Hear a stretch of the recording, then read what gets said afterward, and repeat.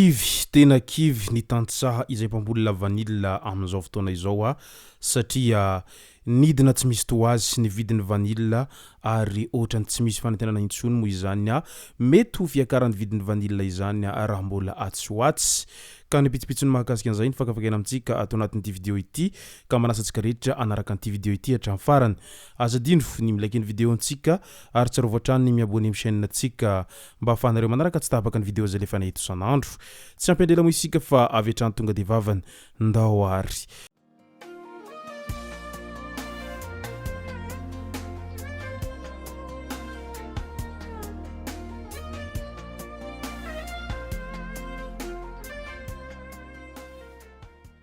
ny tonga tsy miaraba hono na mantesitra ka dia faly miaraba isika rehetra mpanaraka tsy tapaka an'ity chaîne ity tenako amin'ity androandroany ity araka n'izay efa natsipiko zay dia ny mahakasika ny vidin'ny vanille ao Madagasikara ao no tena iompanantsika amin'ity vidéo ity. Raha ny la vanille no resahana raha ny eo amin'ny tantaran'i Madagasikara dia tena manana anjara toerana lehibe ity sy ampiarina la vanille ity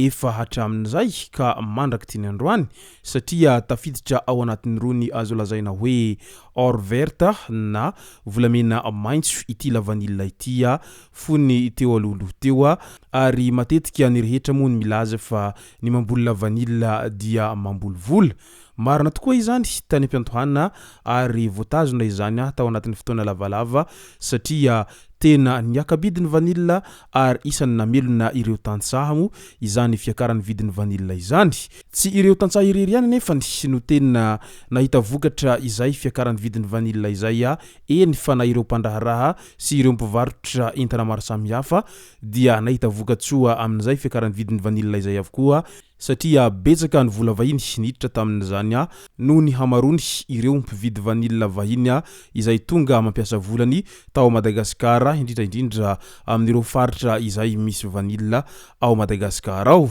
Maro ireo mpitondra izay nifandimby teo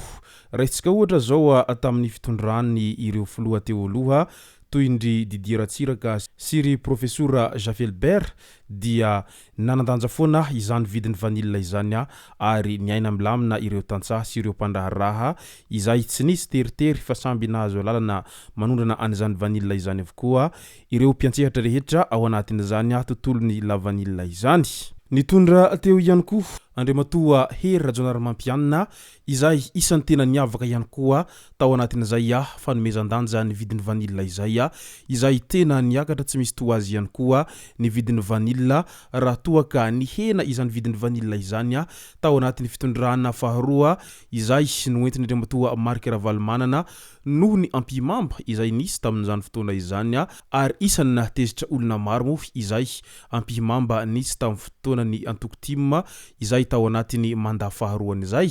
fa tamin'ny mandat voalohany kosa dia ny raha nahita sy ny raha nahalala fa mbola niaina tsara ary niaina tao anatin'izay fiakaran'ny vidin'ny vanille izay avokoa ireo tantsaha izay mpiantsehatra amin'izany vidin'ny vanille izany. Ny andrandra ary nanantena ny vahoaka fa raha toa ka misy olo président vaovao tamin'ny taona 2024 izay nanaovana fampelezan-kevitra sy fifidianana dia mety hiakatra avy 2 na ihany koa avy 3 heny ny vidin'ny vanille izay efa niakatra tamin'ny andron'ny Andriamatoa Hery Rajaonarimampianina izay nitondra taoloha kelin'izay raikitra ny fampelezan-kevitra ary isan'ny voaresaka tao anatin'izany fampelezan-kevitra izany ny fampiakarana an'izay vidin'ny vanille izay avy 2 na avy 3 heny izay noentiny antoko TGV mo tamin'izay fotoana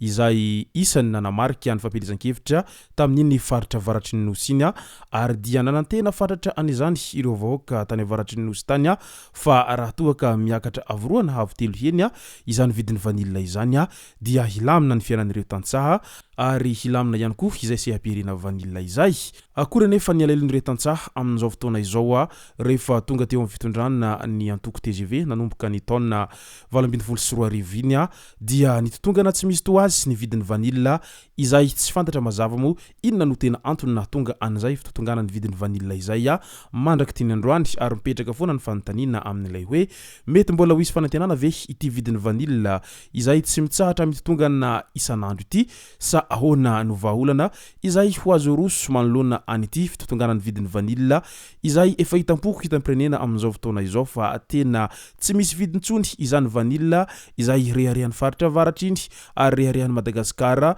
tao anatin'ny fotoana niakarany sina tsara vidiny vanille izay fony tamin'ireo izay voalaza teo aloha ireo. Amin'izao dia latsaka ambany ny vidin'ny haricot vert izany vidiny vanille izany satria amin'ireo faritra sasany izay voalaza tato anatin'ity herinandro ity dia manodidina ny 500 ny 1 kilao amin'ny vidiny vanille amin'izao fotoana izao ka eo indrindra no mahatonga an'ireo tantsaha izay mpiantsehatra amin'izay vanille izay migogogogo mitomany ary malahelo mafy manao antsoava amin'ny fitondram-panjakana mba hijery vahaolana maharitra manoloana ity fitotonganany vidiny vanille ity na dia efa niezaka ny talao sy ny taraina ary nanao antsoavy tao anatin'ny 5 taona lasa moa izay ireo tantsaha dia mbola tsy nahitam-baholana izany vidiny vanille izany mandraky tiany androany fa vao maika azy mitotongana tsy misy toazy izany vidiny vanille izany amin'izao ankehitriny izao. Tena resy ny tantsaha izay mpamboly vanille ary mahatsiaro fa resy ihany koa ireo rehetra ampisehatra amin'izay vidiny vanille izay. Maro ihany koa ireo mpandraharaha amin'izay resaka la vanille izay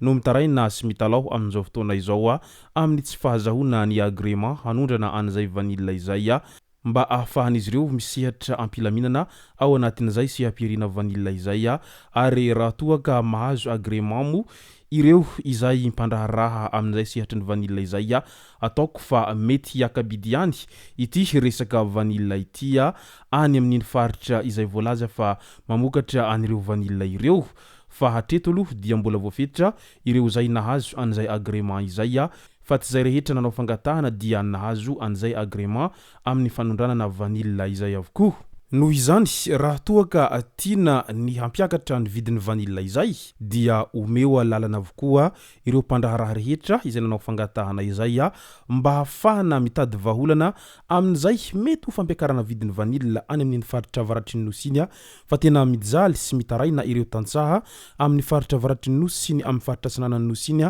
izay mpamokatra an'izay vanille izay amin'izao ankehitriny izao noho n'izay fijotso ny vidiny vanille izay tsy misy toazy izay